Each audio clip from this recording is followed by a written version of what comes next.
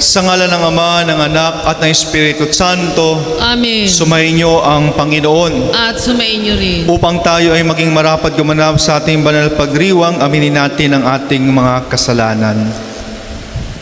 Inaamin ko sa makapangyarihang Diyos at sa inyong mga kapatid na lubha akong nagkasala sa isip, sa salita at sa gawa at sa aking pagkukulang. Kaya isinasamo ko sa mahal na Birheng Maria, sa lahat ng mga anghel at mga banal, at sa inyong mga kapatid na ako'y panalangin sa Panginoong ating Diyos. Kaawan tayo ng makapangyarihang Diyos, patawarin tayo sa ating mga kasalanan at patnubayan tayo hanggang sa buhay na walang hanggan. Amen. Manalangin tayo. Ama naming makapangyarihan, ang pananampalataya, pag-asa at pag-ibig namin ay iyong dagdagan at gawin mong mahalin namin ang iyong mga kautusan upang sa mga pangako mo kami maging dapat makinabang sa pamamagitan ng Jesucristo kasama ng Espiritu Santo magpa sa walang hanggan. Amen. Ang salita ng Diyos mula sa sulat ni Apostol San Pablo sa mga taga-Epeso. Mga anak, sundin ninyo ang inyong magulang alang-alang sa Panginoon, sapagkat ito ang nararapat. Igalang mo ang iyong ama at ina. Ito ang unang utos na may kalakip na pangako. Ganito ang pangako: ikaw ay giginhawa at lalawig ang iyong buhay rito sa lupa. Mga magulang, huwag ninyong ibuyo sa paghimagsik laban sa inyo ang inyong anak dahil sa malabis ninyong kaigpitan. Sa halip, palakihin sila sa tuntunin at aral ng Panginoon. Mga alipin, sundin ninyo ang inyong mga Panginoon dito sa lupa ng buong galang, takot at katapatan, na parang si Kristo ang inyong pinaglilingkuran. May nakakikita man o wala, ganyan ang gawin ninyo, hindi upang magbigay lugod sa mga tao, kundi dahil sa kayo'y lingkod ni Kristo at kusang loob na gumaganap ng kalooban ng Diyos. Maglingkod kayo ng may mabuting kalooban na parang sa Panginoon kayo naglilingkod at hindi sa mga tao lamang, sapagkat alam ninyong gagantihin ng Panginoon ang bawat mabuting gawa ninuman, alipin man o malaya. Mga Panginoon, maging mabuti kayo sa inyong mga alipin at huwag silang pagbantaan, sapagkat alam ninyong kayo'y parehong alipin ng iisang Panginoon na nasa langit at walang itinatangi. Ang salita ng Diyos. Salamat sa Diyos. Salmong tugunan. Ang poong Diyos ay tapat, pangako niya ay magaganap. Tayo pong lahat, ang poong Diyos ay tapat, pangako niya ay magaganap. Magpupuring lahat sa iyo, O Panginoon, ang iyong nilalang. Lahat mong nilikha ay pupurihin ka at pasasalamatan. Babanggitin nilang tunay na dakila ang iyong kaharian at ibabalitang tunay kang dakila at makapangyarihan. Ang Panginoong Diyos ay tapat, pangako niya ay magaganap. Dakila mong gawain upang matalastas ng lahat ng tao. Mababatid nila ang kadakilaan ng paghahari mo. Ang paghahari mo'y sadyang walang hanggan, hindi magbabago. Ang Panginoong Diyos ay tapat, pangako niya ay magaganap. Di ka bibiguin sa mga pangako pagkat ang Diyos ay tapat. Ang kanyang ginawa, kahit ano ito, ay mabuting lahat. Siya'y tumutulong sa lahat ng tao na may suliranin. Yung inaapi, inaalis niya sa pagkagupiling. Ang poong Diyos ay tapat, pangako niya ay magaganap. Tayo po ay magbigay galang sa mabuting balita ng Panginoon. Sumainyo ang Panginoon. At sumainyo rin. Ang mabuting balita ng Panginoon ayon kay San Lucas. Papuri sa iyo, Panginoon. Noong panong iyon, nagpatuloy si Jesus sa kanyang paglakbay. Siya ay nagtuturo sa bawat bayan at nayon na kanyang dinaraanan patungong Jerusalem. May isang nagtanong sa kanya, "Ginoo, kakaunti po ba ang maliligtas?" Sinabi niya, "Pagsikapan ninyong pumasok sa makipot na pintuan. Sinasabi ko sa inyo, marami ang magpipilit na pumasok, ngunit hindi makakapasok. Kapag ang pinto'y isinara na ng puno ng sambayanan, magtitiis kayong nakatayo sa labas at katok ng katok. Sasabihin ninyo, Panginoon, papasukin po ninyo kami." Sasagutin niya kayo, "Hindi ko alam kung taga saan kayo." At sasabihin ninyo, "Kumain po kami at uminom na kasalo ninyo at nagturo kayo sa mga lansangan namin." Sasabihin naman ng Panginoon, "Hindi ko alam kung taga saan kayo. Lumayo kayo sa akin, kayong lahat nagsisigawa ng masama. Tatangis kayo at mangangalit ang inyong ngipin. Kapag nakita niyong nasa kaharian ng Diyos sina Abraham, Isaac at Jacob at lahat ng propeta, at kayo na may ipinagtatabuyan sa labas, at darating ang mga tao buot sa silangan at kanluran, sa hilaga at timog, at dudulog sa hapag ng kaharian ng Diyos. Tunay ngang may nahuhuling mauuna at may nauunang mahuhuli." Ang mabuting balita ng Panginoon. Pinupuri ka namin, Panginoong Hesukristo.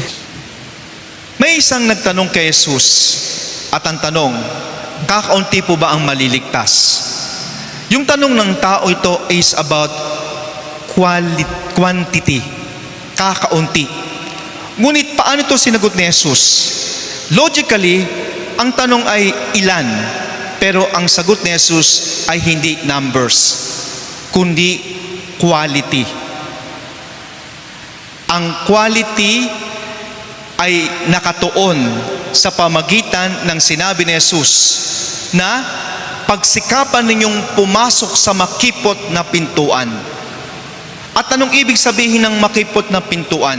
Na tayo papasok, gagawa tayo ng effort, pagsisikapan natin. Kaya yung pagsisikap na yon ay isang katangian ng isang tao, pagsisikap. At ang pintuang yon na tinutukoy ni Jesus, na alam natin na sinabi ni Jesus, "Ako ang pintuan." Na tayo papasok sa buhay ni Jesus, tayo ay pupunta at makikipagkaisa kay Kristo. Kaya nga ang sinumang nakipagkaisa kay Kristo ay merong transformation sa kanyang buhay. Kaya nga ang maliligtas ay may katangian na nasa kanya ang Diyos. Di ba kung minsan, huwag niyong hanapin kung ilan ang kaibigan ninyo. Marami ang kaibigan, pero ang tanong, sino ang tunay niyong kaibigan? Huwag kayong mahangad ng maraming kaibigan, ang hanapin nyo yung tunay na kaibigan. At yun din ang hinahanap sa atin ni Jesus.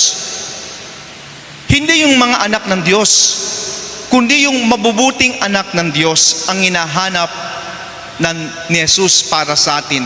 At yun din ang katangian upang tayo ay maligtas.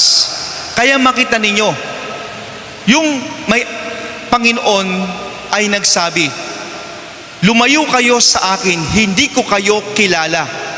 At yung mga taong to, "Panginoon, kasama namin kay kumain, uminom, nagturo kayo, nakinig."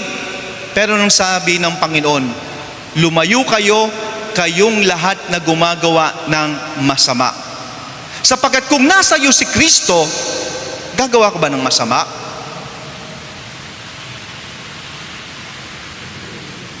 At ang isang katangian, kung nasa iyo si Kristo, ay gagawa ka ng kabutihan. At napakaganda yung unang pagbasa sa aklat ng Efeso, na pinapaalalahan na ng mga anak, igalang ninyo ang inyong ama't ina. Honor your parents, sapagkat sa paggalang ninyo sa inyong mga magulang, sumusunod kayo sa utos ng Diyos. At ang paggalang ninyo sa mga magulang ay gagantimpalaan kayo ng ating Panginoon. Hindi lang sa mga anak, sa mga magulang. Ang mga magulang, kung nasa inyo si Kristo, hindi kayo magtuturo ng masama sa mga anak ninyo, kundi kung nasa inyo si Kristo at mabuti kayong magulang, magtuturo kayo ng aral ni Kristo. At yun ang katangian ng isang pagiging mabuti. At yun ang hinahanap ni Kristo sa atin. Nagsisimba nga kayo, nagdadasal nga kayo ng Santo Rosario, pero ano ang laman ng puso ninyo?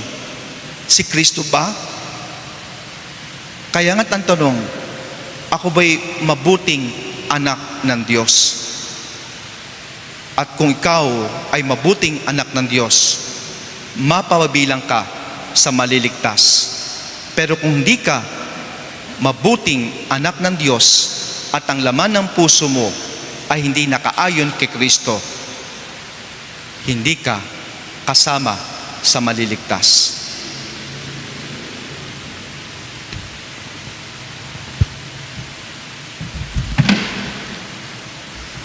Tumayo po tayo lahat. Sitayo po tayo. Mga minamahal ko mga kapatid, inanyan tayo ni Jesus na tayo magbalik loob at baguhin natin ang ating kalooban at umayon tayo sa puso ni Jesus. Sa bawat panalangin na ating tugon, Panginoon, dinggin mo ang aming panalangin. Panginoon, dinggin mo ang aming panalangin. Ang mga miyembro ng banal na simbahan ng Diyos, naway makisalo sa masayang hapag ng kaharian. Manalangin tayo sa Panginoon. Panginoon, dinggin mo ang aming panalangin. Ang mga gobyerno ng mga bansa, naway galang ang kalayaang pangrelihiyon at hayaan ang mga taong makinig at tumugon sa paanyaya ni Kristo. Manalangin tayo sa Panginoon. Panginoon, dinggin mo ang aming panalangin. Tayo naway maging seryoso sa ating mga Kristiyanong tungkulin at magsumikap na walang kapaguran na pumasok sa makipot na pintuan na mag-aakay sa atin sa buhay na walang hanggan.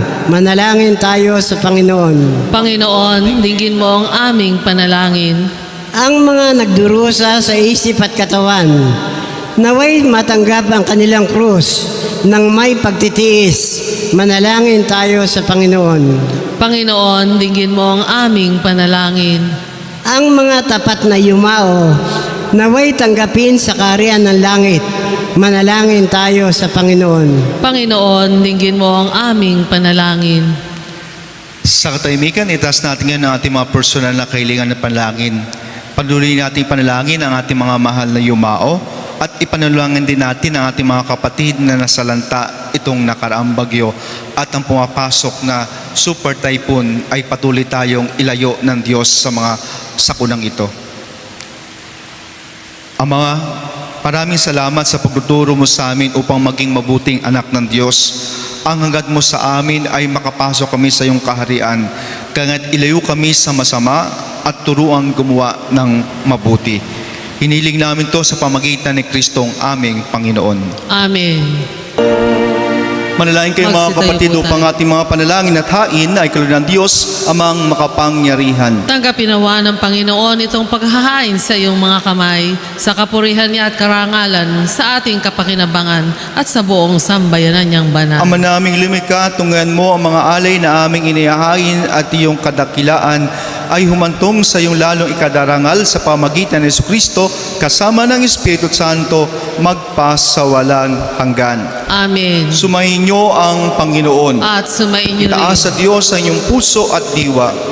namin sa Panginoon. Pasalamatan natin ang Panginoong ating Diyos. Marapat na siya ay pasalamatan. Ama naming makapangyarihan, tunay ngang marapat ay kay aming pasalamatan Sa iyong paglingap at kagandahang loob, ang tao'y nilikha mo at pinangasiwa sa sansinukob. Sa hangad mo'y siya iwastong lubos, siya'y pinagdusa mo sa kanyang pagtalikod. Sa iyong paggiliw, iyong pinahintulot na makabalik siya sa pamagitan ni Kristo Jesus. Kaya kaisa ng mga anghel nagsisiawit ng papuri sa iyo na walang humpay sa kalangitan, kami ay nagbubunyi sa iyong kadakilaan. Ama naming banal, ikaw ang bukal ng tanang kabanalan. Kahit sa pamagitan ng iyong Espiritu, gawin pong banal ang mga kaloob na ito upang para sa amin ay maging katawan at dugo ng aming Panginoong Hesukristo. Bago niya pingtisang kusang loob na maging handog, hinawakan niyang tinapay at pinasalamatan kaniya. Pinaghati-hati niya yon at inabot sa kanyang malagad at sinabi, "Tanggaping lahat ito at kanin. Ito ang aking katawan na inihahandog para sa inyo."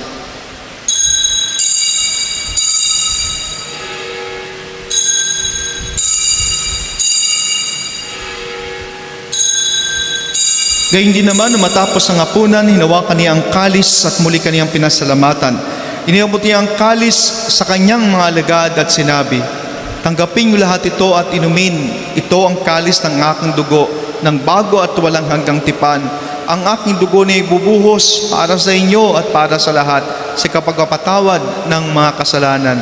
Gawin ninyo ito sa pag-aalala sa akin."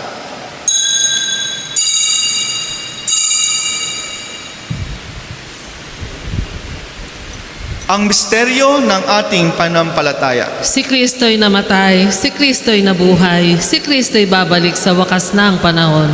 Ama, ginagawa namin ngayon ang pag-aalala sa pagkamatay at muling pagkabuhay ni anak.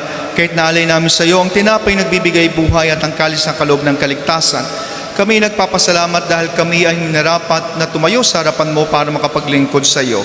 Sinasamo namin kayo magkasalo-salo sa katawan na dugo ni Kristo ay magbuklod sa pagkakaisa sa pamagitan ng Espiritu at Santo. Alalahanin mo rin ang aming mga kapatid na nahimlay na may pag-asa na sila'y muling mabubuhay, kaya hindi lang lahat ng mga pumanaw. Kaawaan po sila at patuloyin sa iyong kaliwanagan.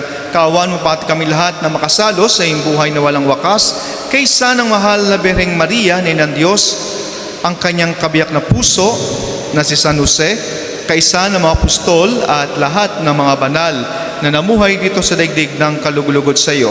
May pagdiwang nawa namin na pagpupuri sa kararangal mo sa pamagitan ng naming Panginoong Hesukristo.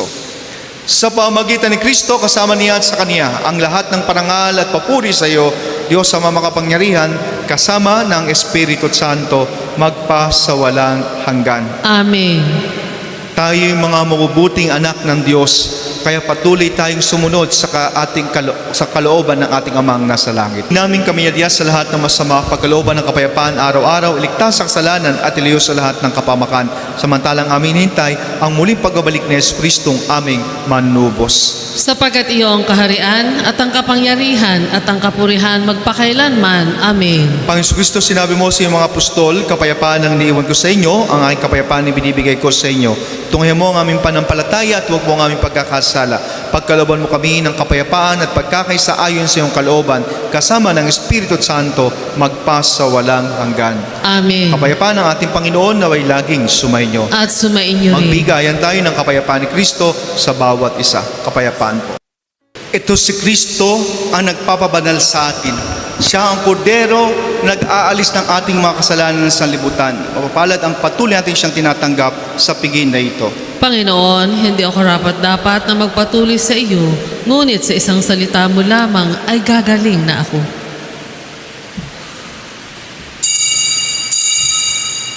Manalangin tayo. Ama naming pagmahal, maging lubos nawa ang aming pakikinabang sa tinanggap namin sa piging mong banal, upang ang aming ginaganap ng lantaran ang siya sa aming makatuwang na tunay. Sa pamagitan ni Jesucristo, kasama ng Espiritu Santo, magpas sa walang hanggan. Sumainyo ang Panginoon At sumainyo at rin. taglay niyo ang pagpapala at pag-ibig ng Diyos, Ama, Anak at ng Espiritu Santo. Amen. Ang banal na misa ay naihandog na, humayo tayo at maging mabuting anak ng Diyos. Salamat sa Diyos.